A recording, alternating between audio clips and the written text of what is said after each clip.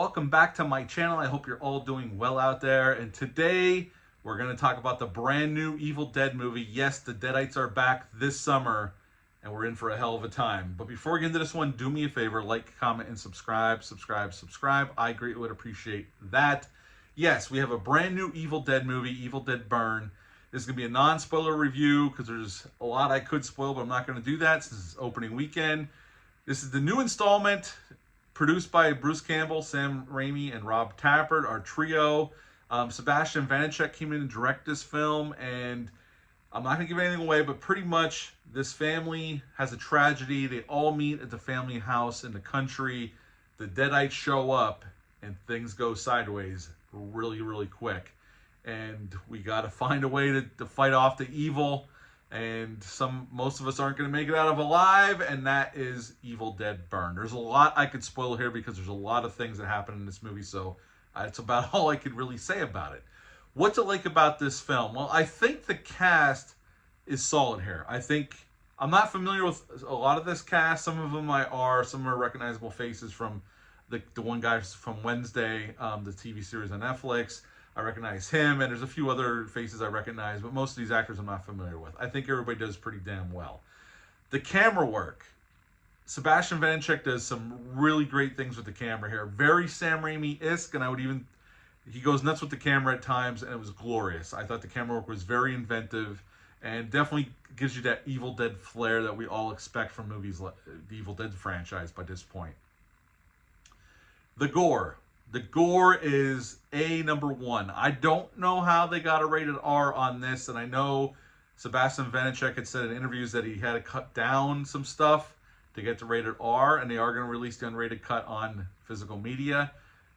This movie is definitely way gorier than Evil Dead Rise, in my opinion, because I just watched Evil Dead Rise last night, again, for the first time in a little while, and this movie is definitely gorier than Evil Dead Rise. This is definitely on par with the Evil Dead remake in terms of gore.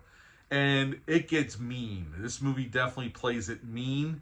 I know I saw some early reviews online saying there's more humor in this one. I did not find that to be the case. There's a few moments of levity, especially by one character, but those are few and far between. This plays it razor straight, and they go hard at moments. Very, very hard. I like this movie. Dude has some problems with it, which we're going to get into. But overall, I thought this was a super solid entry in the Evil Dead franchise, and I gotta be honest, I liked Evil Dead Rise quite a bit. I liked this one more, and I'm gonna rate it in a minute. So I'm gonna give you some of my negatives about this film.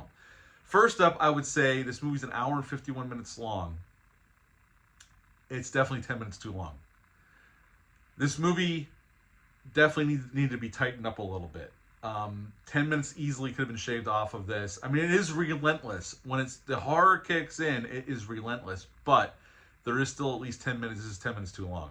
There's no reason for an Evil Dead movie to be an hour and 51 minutes long, and this one should not have been that long. I will say that. So that's one negative. The other one is, for the majority of the movie, all the effects are practical, and they look spectacular. So hats off to the special makeup effects team, the makeup effects and the blood. I mean, there's plenty of blood. I mean, there's gore everywhere in this movie. And it's done practically, and it looks great, okay? There's an effect at the end of the movie that, while the design looks really cool, my dog's squeaking her toy around the door, so the Sage is just waiting for me to come back out. The design looks great.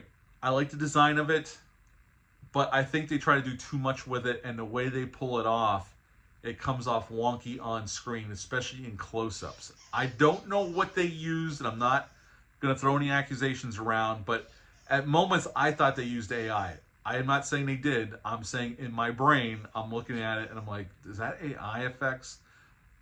I don't know. I'd have to do some research. I don't know what they used. If it was CGI, there's definitely some kind of special effect used, and it makes it look weird and kind of took me out of the movie. When everything else before that was mostly practical and looked amazing, we get this effect in the finale that did not look convincing whatsoever. Again, I like the design of it, but the application of it on screen left a lot to be desired in my mind. In all honesty, most of the characters in this movie are not very likable. And this goes back to being 10 minutes too long. and we spend quite a bit of time with them. And honestly, I did not care if most of them died. I really did not. Where in Evil Dead Rise, I will say, even though I like this one more than that one, but at least I cared about some of the characters more in that one than this one. This one, I couldn't wait for a bunch of them to start getting killed because I just thought they were just not very good human beings whatsoever. So that did not ruin my enjoyment of the film, though, even though those are three pretty big ones. Overall, as a horror movie and an Evil Dead movie, this one hits all the notes you would expect. And it also injects some new lore towards the end of the film. And I don't think that's a bad thing.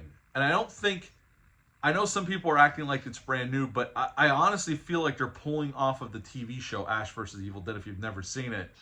It almost feels like they're bringing some of those elements in, which I'm totally fine with. I am totally fine with that. I'm cool with that. I know Evil Dead Wrath takes place before Ash goes to the cabin.